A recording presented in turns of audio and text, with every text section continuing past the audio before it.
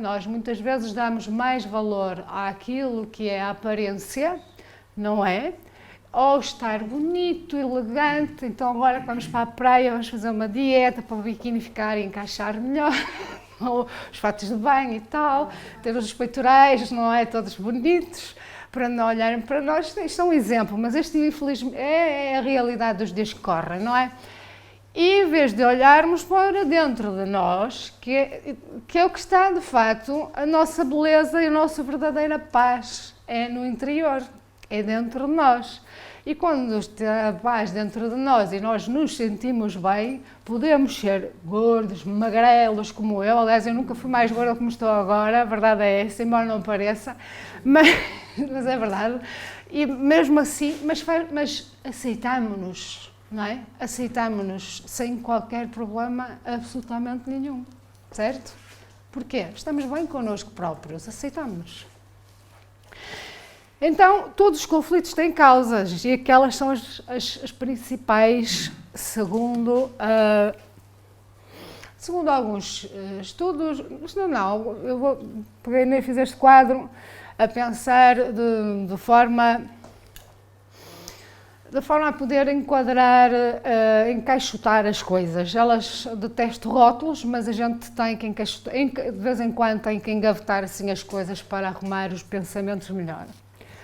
Então, todos os conflitos têm a ver sempre com regras e normas que nós vamos criando ao longo da vida.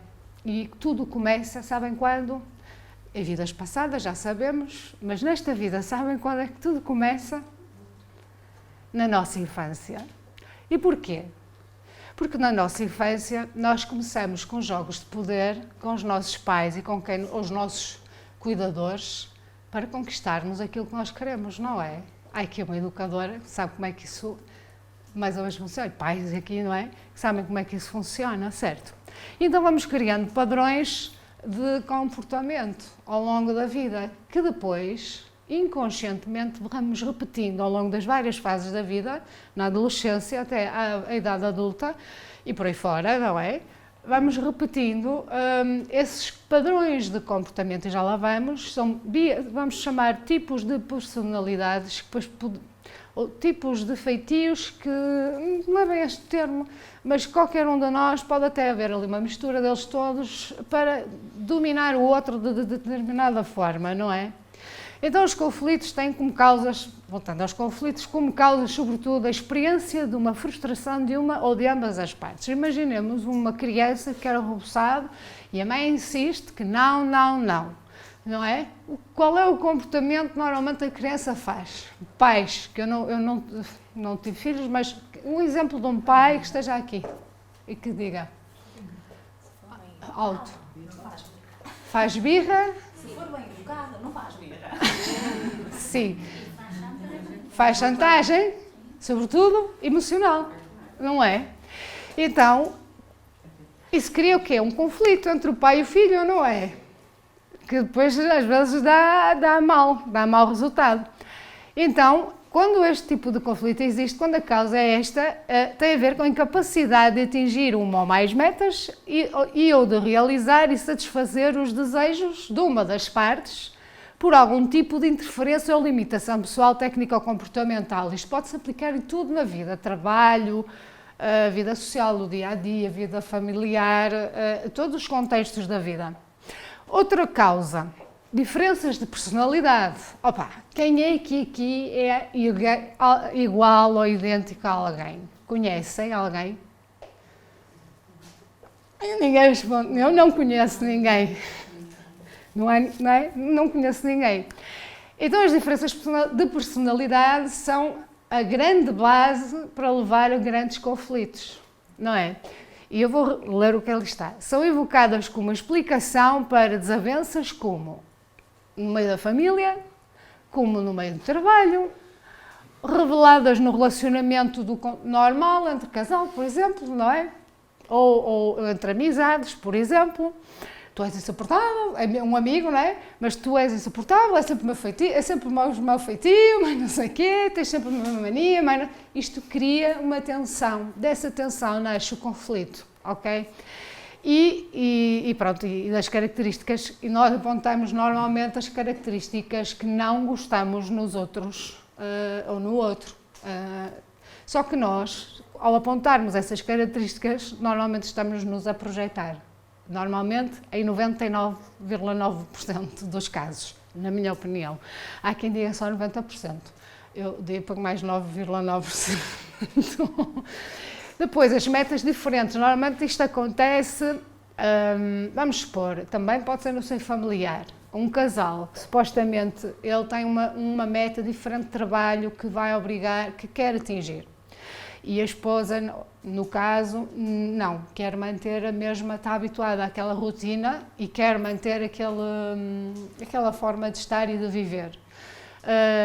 Como provoca ali uma meta diferente no outro lado do parceiro, pode provocar conflitos, certo? Isto pode levar a conflitos. E tudo começa com tensões entre duas partes. A tensão vai se sentindo até que chega a um ponto, há vários níveis. Muitas vezes eles são imperceptíveis, e quando são imperceptíveis é muito mau, porque normalmente o conflito vai evoluir de certeza para o patamar seguinte. O patamar seguinte será quando ele começa a tornar-se perceptível. E pode ser só perceptível de uma das partes, que é mau, porque não vai conseguir resolver nada, porque do outro lado não tem consciência disso, certo? E depois passa para o patamar seguinte, em que outra pessoa já começa. O conflito é tipo uma bola de neve, vai crescendo, crescendo, crescendo, chega a um ponto que ambos já vão perceber que realmente há um conflito explícito, é mesmo o termo, um conflito explícito. Quando existe esse conflito explícito, das duas uma, ou há uma negociação entre ambas as partes e chegam a um acordo, ou então há ruptura e não é o desejável essa parte. Outra causa dos conflitos, a diferença sem termos de informações e percepções.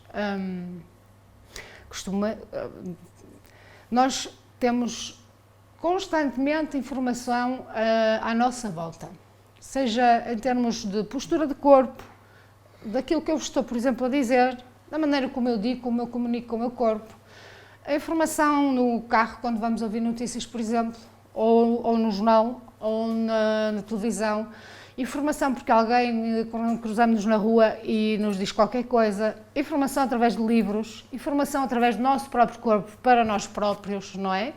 É tão vasto este mundo da comunicação e da informação. E tendemos a obter essas informações e analisá-las à luz das nossas percepções, ok? E daquilo que nós conhecemos e que temos como referência desde que nascemos até adultos. Ora, há aqui uma coisa que é importante, antes de continuar ali, porque tem a ver com isto sobretudo, e aqui está a grande parte dos conflitos. Todos nós, quando nascemos, somos bombardeados, além das nossas tendências que já trazemos quando trazemos de outras vidas, não é? Que fazem parte do nosso próprio caráter e que vêm traçadas no nosso perispírito e que ficam incrustadas em nós e que nós vimos cá para também resolvê-las de alguma forma, ou tentar resolvê-las, nem sempre conseguimos, infelizmente, mas encarnados ou desencarnados, todos nós temos percepções diferentes da mesma realidade. Se eu olhar para este quadro, o que é que eu vejo? Eu vou fazer um teste muito simples. Eu quero 2 voluntários, pelo menos, ok? Não precisa ser à força, mas eu gostava de fazer este teste. O primeiro voluntário. Pronto, ninguém quer. Fica a Betina e fica a Teresa. Betina, quando olhas para este quadro, o que é que tu vês? Não quero que... Não disse. Desculpa, enganei-me. Teresa, dislexia. Quando olhas para este quadro, da maneira como ele está, o que é que tu vês? Para ti é só um quadro com um apagador. É só um quadro com um apagador. Ok. Betina, para ti é o quê? E marcadores e mais. Já está diferente. Mas eu, se estivesse aí abaixo, eu conseguia, para mim seria um quadro que é retangular, tem um apagador, mas também tem ali uns riscos vermelhos que eu não estou a perceber porquê. Não sei se vocês daí veem, mas eu vejo daqui uns riscos vermelhos, não se vê tanto.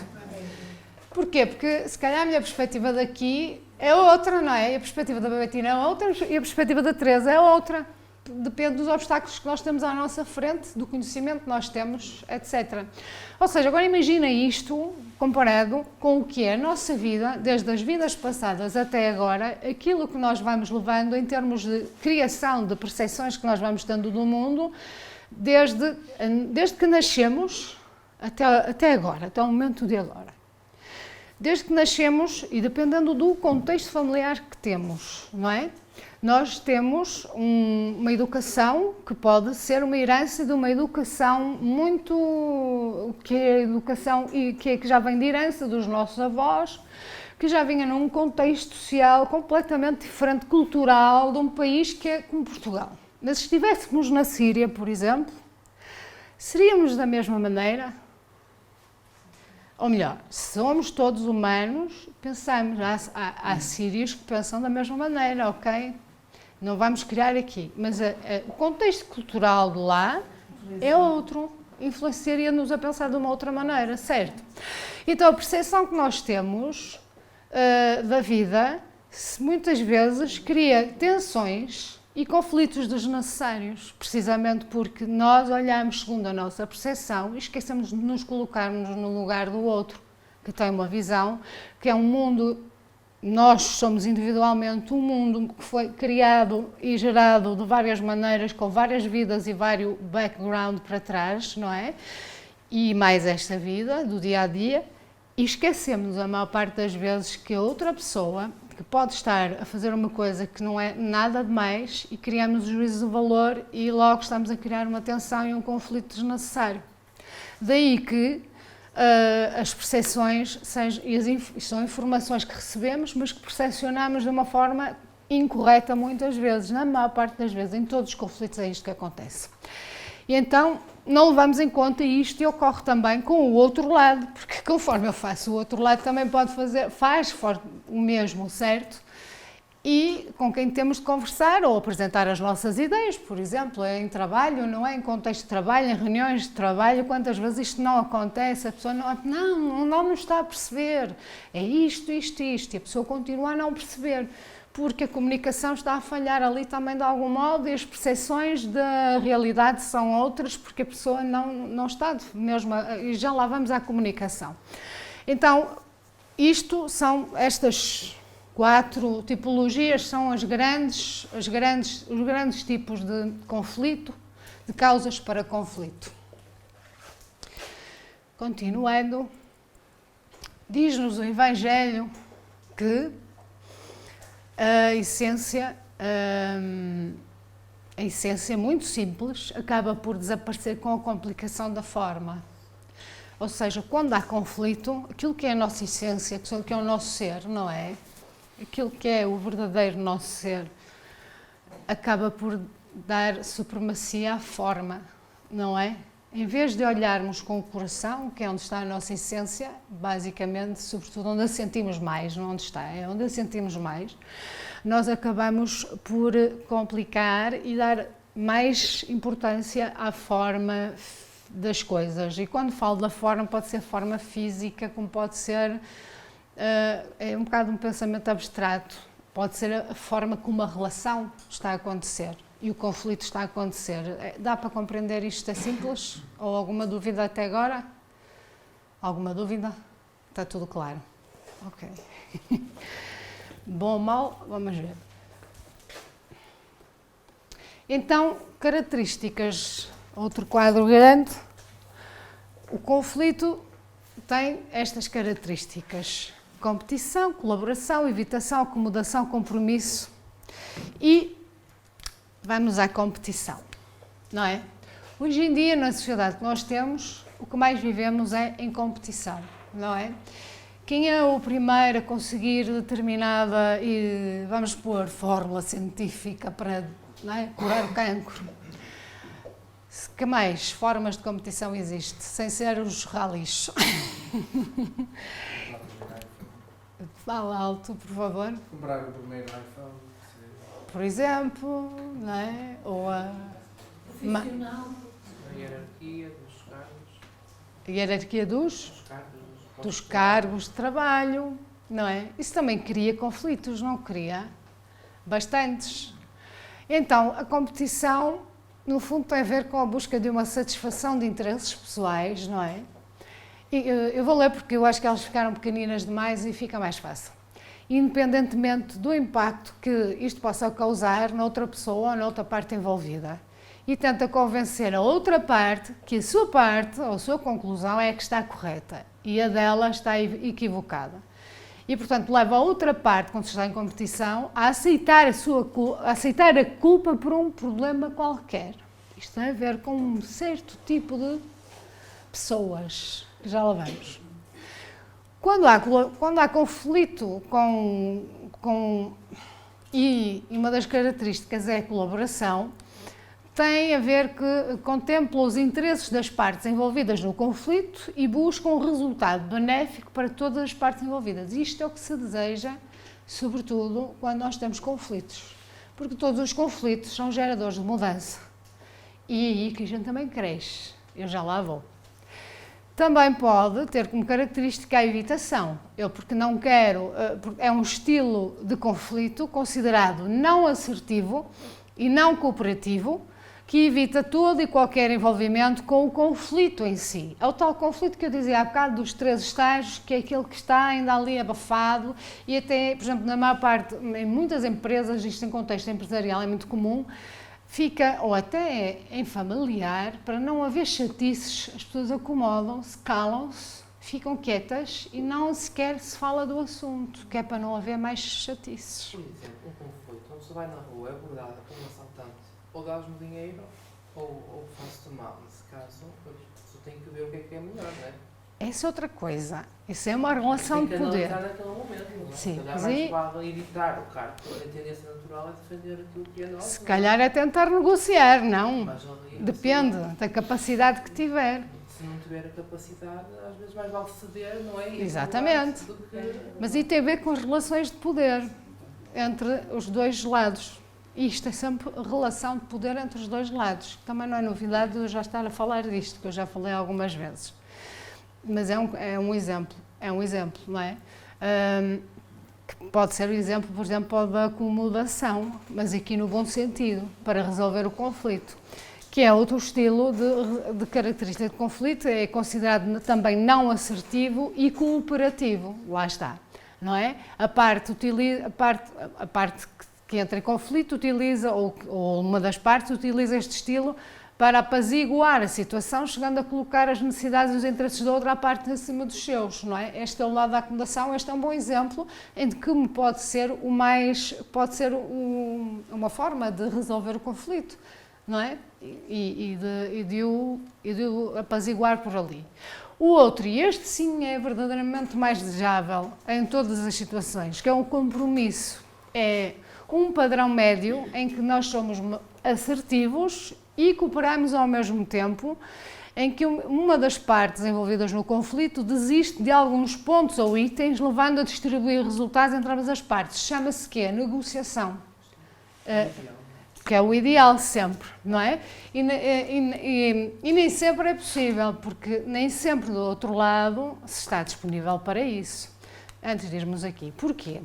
Porque nem sempre do outro lado há disponibilidade para nos ouvir. Isto remete-nos então para os tais estilos de pessoas que existem. São 4 tipologias, outras tipologias, como o Allan Kardec fez com a escala de mediunidade, não é? Ajuda-me, aquela escala espírita, exato.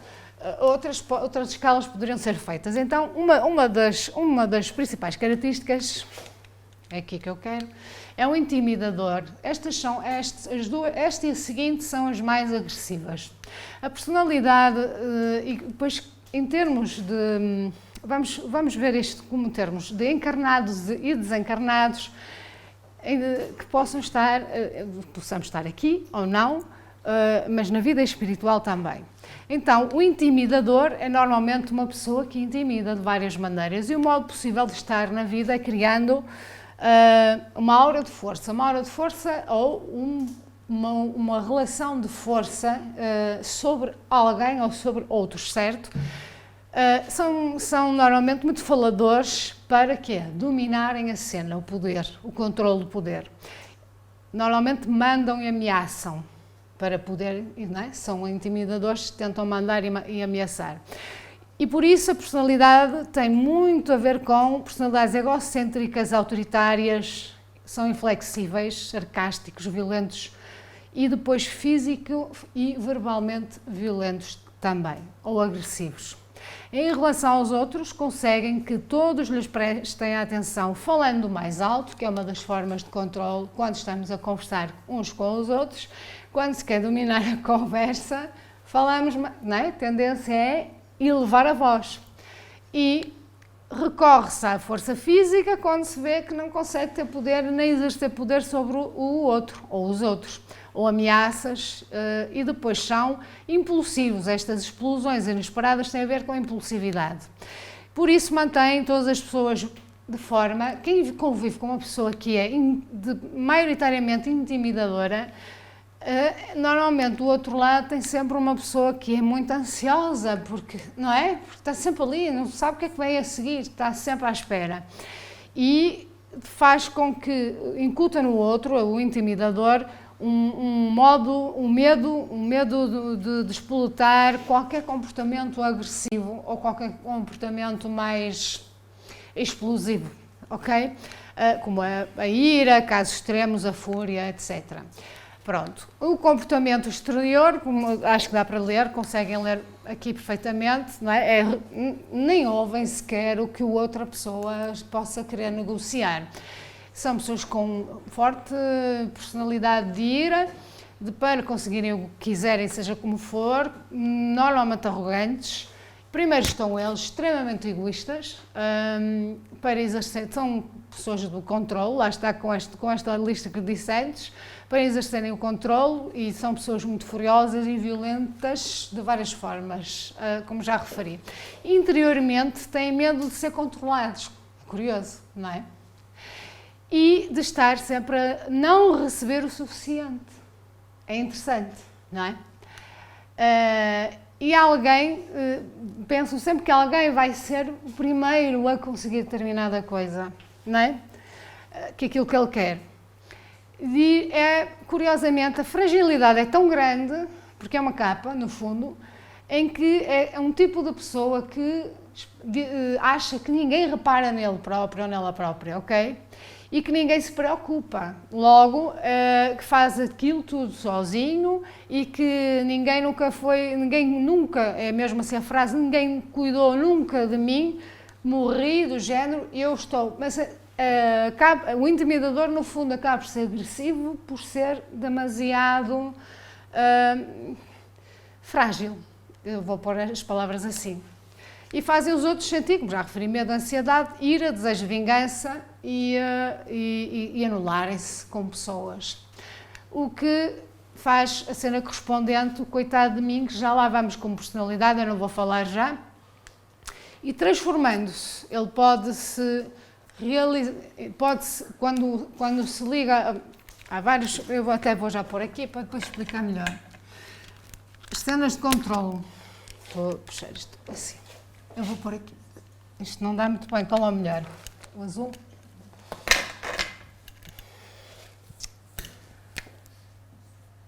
Cenas de controlo. Ok. Então, temos o intimidador.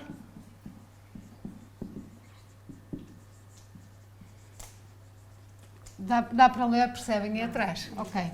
E vamos já escrever então ali, que é o coitado de mim, que já lá vou falar. E vocês vão já identificar vários casos, exemplos de coisas. O próprio intimidador.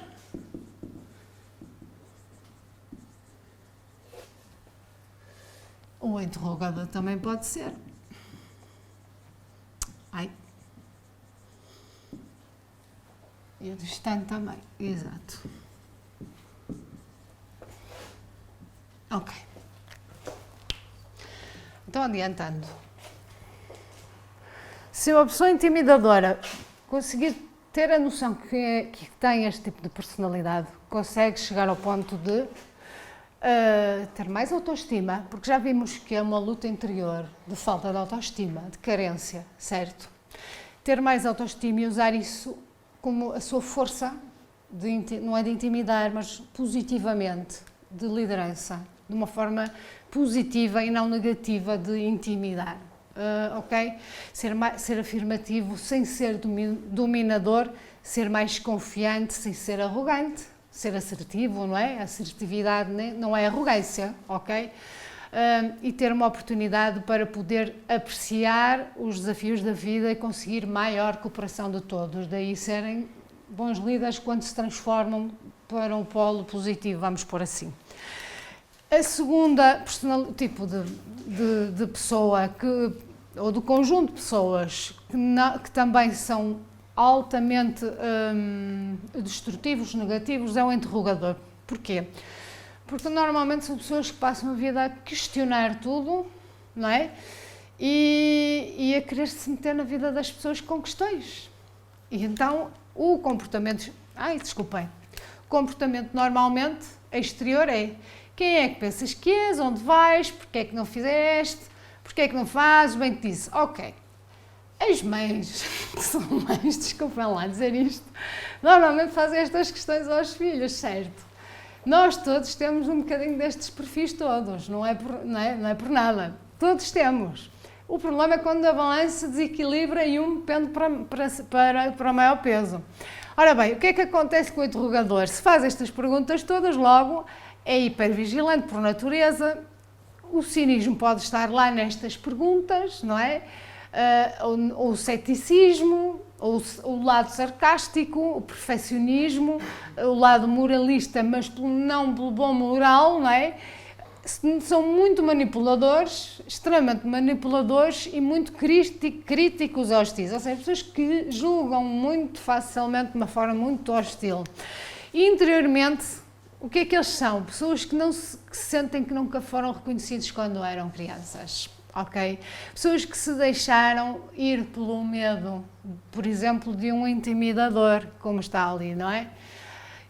E que querem provas sempre do amor de alguém ou da aprovação social, com medo sempre de que o outro me vai deixar, ou que aquela pessoa é minha amiga mas vai me deixar, um dia isto vai, é sempre a sentença metida lá. Por outro lado, porque são pessoas que acham que tu precisas de mim, eu preciso de ti, portanto são necessárias ao mesmo tempo, não é? Não consigo explicar isto de outra forma neste momento. E o que fazem nos outros sentir é o quê? Que estão a ser vigiados, ou a serem negados, ou então que os outros estão errados. O que é que isto cria? Comportamentos típicos do distante e do coitado de mim, que já lá vamos, não é? Como diz ali o distante, normalmente distancia-se do interrogador, porque não aguenta já, não suporta ouvir tanta pergunta e prefere distanciar-se. Aliás, é ali o predominante, é o distante. Diz logo, tu não sabes o que estou... Nem responde, é que não responde. E diz logo, não sabes o que estou a pensar, logo distancio-me, nem te respondo. Ou então responde, mas pode dizer-te, pensas que sabes mais do que eu, mas eu é que sei da minha vida, por exemplo, certo? E o coitado de mim, diz, não é? A personalidade que vamos ver a seguir, um dia verás o meu verdadeiro valor, que não é a melhor coisa que pode acontecer. E depois, as transformações, quando acontecem da pessoa que interroga muito, é precisamente canalizar este lado da curiosidade, da interrogação, para coisas que sejam produtivas, como, por exemplo, a investigação científica, outras coisas mais, como viram ali. Andando, para não atrasar. Ora bem, personalidade do distante, como eu falei, já dei dicas, já fui dando dicas, não é?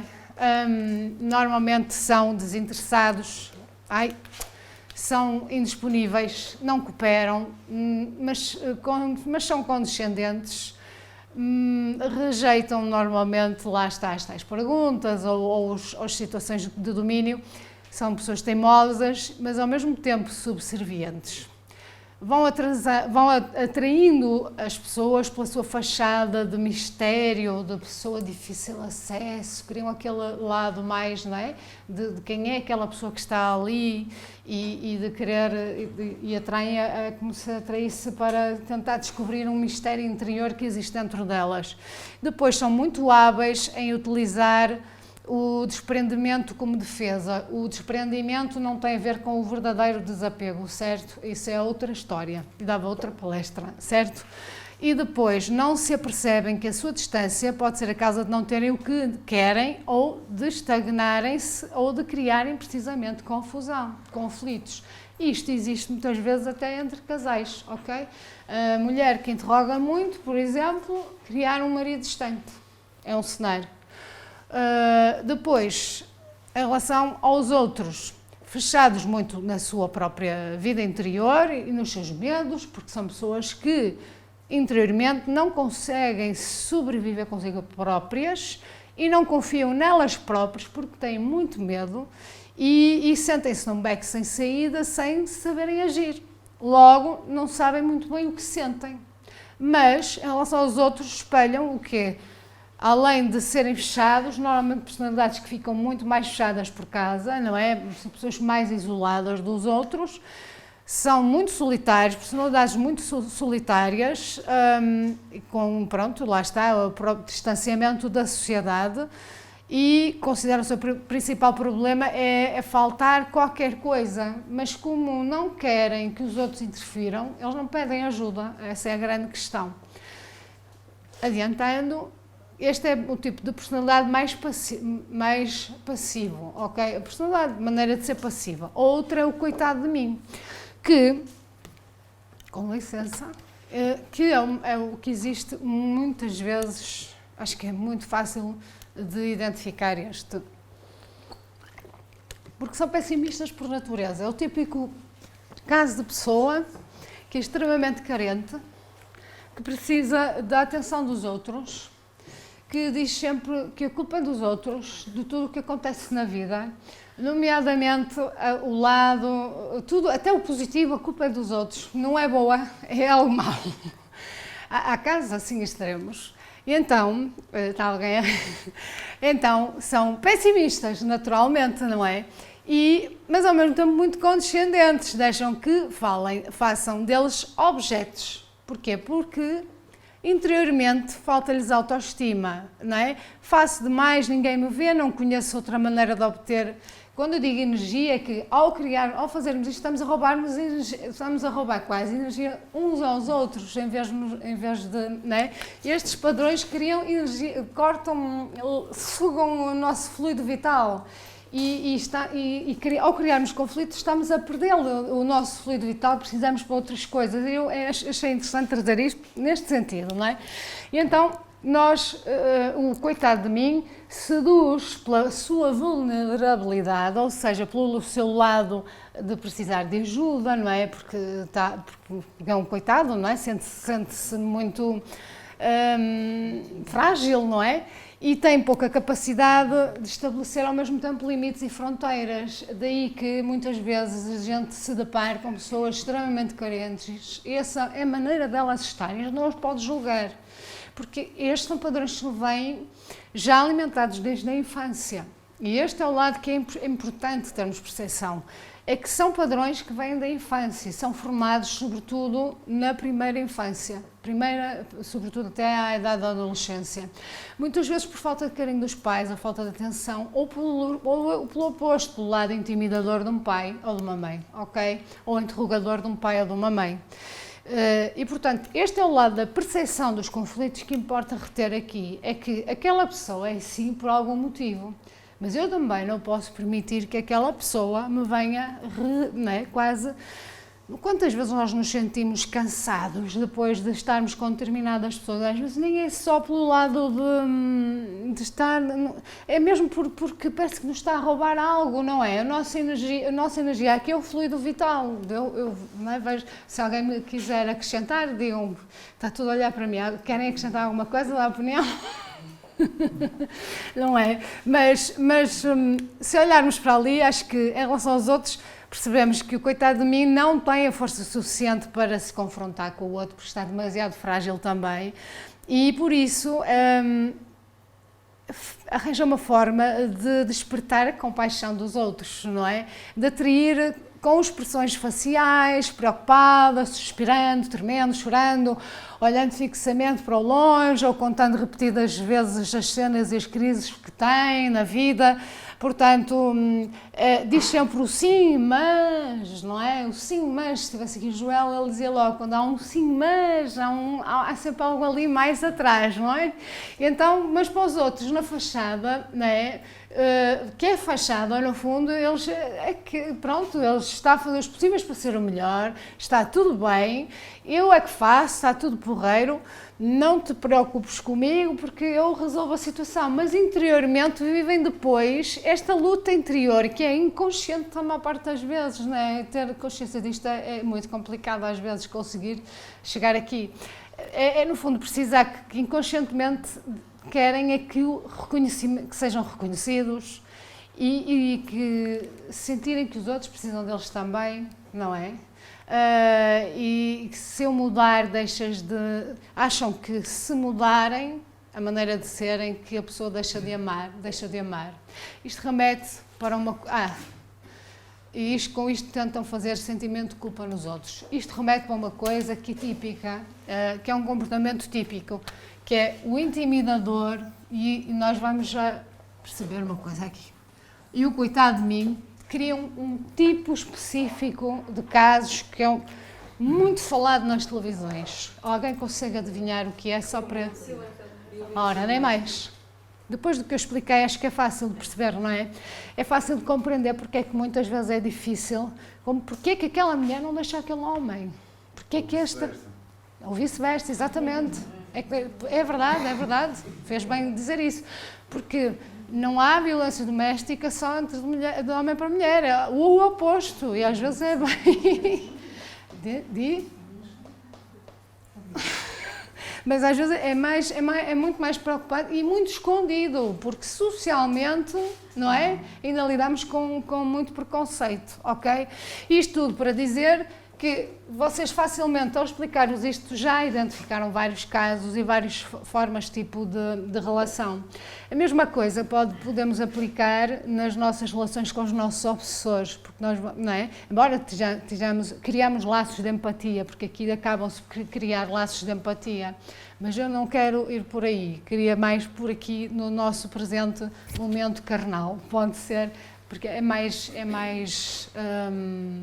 importante neste momento, mas podemos alterar isso se tivermos consciência, e todos nós temos um bocadinho daqui, um bocadinho dali, infelizmente, mas se soubermos e tivermos conhecimento disto, e soubermos detectar e ter consciência disto, conseguimos controlar, não é? Só de alguma forma, e do outro lado também tentar com que não abusem da nossa boa paciência, por exemplo, que às vezes acontece isso, não é? Ou o oposto, ou como frisava, lembra-me o teu nome?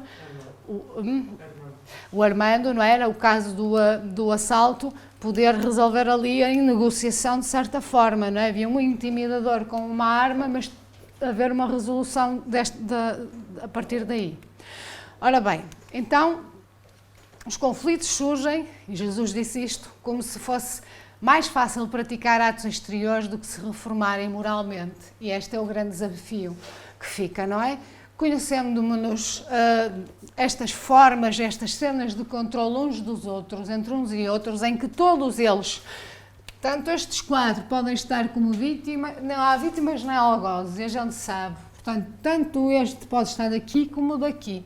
Mas há cenas correspondentes e que eu acho que é fácil, depois da descrição que fiz, chegarem lá.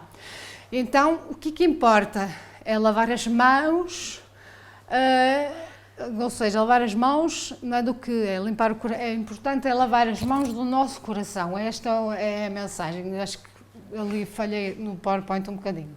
O que importa é nós lavarmos as mãos do nosso coração, interiormente, moralmente, tentarmos olhar, refletir, dentro do possível, percebermos de que forma é que nós podemos nos melhorar. É sempre o objetivo, não é, do Espiritismo, é melhorar-nos a cada dia. E isto é uma coisa que não é de um dia para o outro, é sempre aos bocadinhos, certo? Adiante.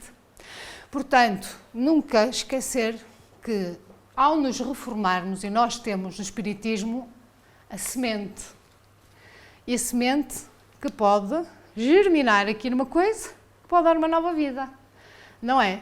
Porque toda a planta que meu Pai Celestial não plantou será arrancada, não é? Mas a planta está cá, ou melhor, a semente está cá, dentro de nós, senão não estávamos aqui hoje à noite, certo? E então mais importante que a forma é a nossa essência, olhar para ela e cuidar dela, regá-la bem regada, todos os dias, ou pelo menos tentar fazer isso, não é? E tentar melhorar-nos cá dentro. Portanto, seguindo, não é? Não basta ter a aparência de sermos puros só porque vimos a um centro espírita, ou vamos à igreja, ou não sei lá que mais, ou frequentamos um centro budista, ou outra coisa qualquer, não é? Não basta, é preciso, antes de tudo, ter pureza de coração. Como dizia Jesus, lavar as mãos de cada um dos nossos corações. Essa é a grande mensagem que fica. Concluindo, há inúmeros fatores que podem, então, levar ao surgimento de um conflito, como já vimos, e não ficando restrito às questões relacionadas à vida em sociedade ou ao trabalho, porque pode extrapolar, pode até ser um conflito interior, e interiormente também nós próprios temos estas cenas de controle entre nós, nos nossos pensamentos, certo? E é por aí que abrimos as brechas para os nossos obsessores poderem nos controlar também nas cenas de controlo. Pelo menos eu vejo desta forma. E os mais comuns dos conflitos são, então, as diferenças individuais, os diversos níveis de competência interpessoal, as diferentes visões do mundo que temos entre os outros e, nestas diferentes visões, as percepções, sobretudo, que temos uns dos outros em sociedade. E isto tudo para dizer que lidar com situações de conflito é essencial para todos. Porquê? Porque nos provoca a mudança. O conflito tem sempre um lado positivo, e mais não parece. Leva sempre a mudanças. Se o 11 de setembro não tivesse acontecido, infelizmente, não é? Não teria havido grandes mudanças a nível do planeta, de outras coisas. Infelizmente existe muito conflito ainda, porque estamos num planeta de provas e expiações, certo? Mas todo o conflito é gerador de mudança. E esse é o lado bom do conflito, quando ele existe. Então devemos sempre interrogar-nos se existe este conflito, quer seja só entre mim, de mim para mim, ou de mim para outro. Primeiro, porquê? E o que é que isto pretende fazer-me mudar? O que é que isto me pretende fazer ver e em que é que isto me pretende fazer mudar? É porque eu não estou no caminho certo, certo? Passando a redundância. E, portanto, é uma oportunidade para crescermos, quer interiormente, quer quando estamos com os outros. Ou seja, oportunidade de crescimento mútuo. Certo? Então, para lidar com os conflitos, é importante conhecer 3 formas fáceis e que podemos usar isto com conflitos ou sem conflitos. Primeiro, saber comunicar é o mais importante, é tão importante. É que quando não há diálogo, quando nós não comunicamos que algo não está bem entre nós, não é? Que existe ali alguma coisa que está a magoar, a machucar, e ficamos silenciados, aquilo vai ficar, como eu já expliquei, ali quase a criar não é? Quase a ruminar. Como é que é? A roer, exatamente. E então, a maioria, não é? Portanto, não há comunicação, não há solução possível para o problema. Então, a maioria dos erros, omissões, irritações, atrasos e conflitos fica porque não há uma comunicação adequada, não é inadequada, pronto, mas é adequada. Outra questão que eu queria que andasse... já está. Espera aí. Ok. Saber ouvir, mas saber ouvir não é de forma a ouvir e deixa andar, já passou, esqueci. Ouvir ativamente, que é o que muitas vezes não fazemos, não é?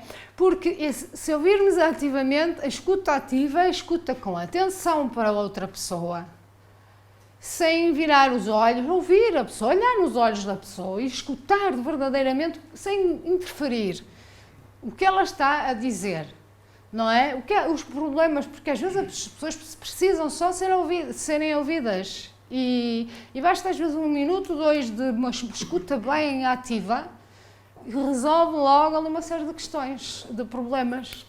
E evita, portanto, durante esta escuta, como eu referi, evitar criticar, julgar, seja o que for, ou tentar dirigir a conversa, porque quando tentamos fazer perguntas, estamos a tentar dirigir a conversa, não é? E adotar, então, uma posição afirmativa, mostrando, ao fazermos isto, estamos a mostrar respeito pelo outro, certo? E a terceira, esta, é saber perguntar na hora certa. Mas para saber perguntar, é primeiro saber ouvir ativamente, certo? É uma faceta, lá está, de ouvir ativamente, pois quem pergunta conduz a conversa, que era o que eu tinha referido em cima. Então, saber perguntar, para saber perguntar, é recomendável adotar um estilo que leva à solução do conflito de forma pacífica, o mais pacífica possível, certo? Lembrem-se, todos nós tivemos que vir ao atendimento, não foi? Nós tivemos todos, antes de virmos às palestras, de vir ao atendimento. E no atendimento tivemos que escutar ativamente quem falava, certo? Não é? São aqui 2 pessoas que fazem parte da equipa de atendimento. E só depois é que se fizeram as perguntas, não é? Só depois é que se fizeram as perguntas. Lembrem desse exemplo, só. E o que é que ficou daí? Ficou alguma informação, não é? Não houve uma harmonia. E isto que se pretende para evitar o conflito. Pronto, isto é um exemplo de como ouvir e escutar ativamente e perguntar também ativamente, ou saber perguntar. Para que durante o conflito se tenha calma, para se poder negociar e resolver da melhor forma o que nós podemos resolver, não é? E pretendemos resolver, porque viver em conflito permanente é um inferno, não é? Então isto faz-me remeter para uma coisa, porque estamos mesmo a terminar, que é para isto. Vocês sabem o que é isto? É isto, o pacificómetro, que isto veio das Jornadas das Caldas da Rainha há 2, 3 semanas, já, ou mais, um mês, e eu, na altura, há um mês, tirei esta fotografia do meu, e este tem ali mais, então, quantas das vezes que tivermos entrar... Cada um acompanha o jornal. Pronto, fica a informação retificada. Ou seja, cada vez que compram, cada jornal, podem comprar o jornal e levam um pacificómetro. E então isto é muito interessante, porque ficam só aqueles, mas há 30, ok? Então nós podemos por aqui tentar perceber em que ponto é que nós vamos do nosso lado mais pacífico, de maneira a não criar conflito, ok? Porque fora até 30, portanto há 30 por aí fora. E por aqui termino a minha apresentação de hoje e espero ter contribuído de alguma forma para esclarecer algumas dúvidas, não sei se têm ou não, se têm questões que queiram fazer, perguntar. Ninguém tem. Não sei se há recado, agradeço desde já a vossa presença aqui, espero que tenham mesmo uma paz e uma serenidade muito grande no fim de semana, longe de conflitos e na próxima semana inteira, e que assim seja e consigam pelo menos ter daqui alguns instrumentos ou algumas ideias para gerirem melhor os conflitos que tenham na vida, possivelmente.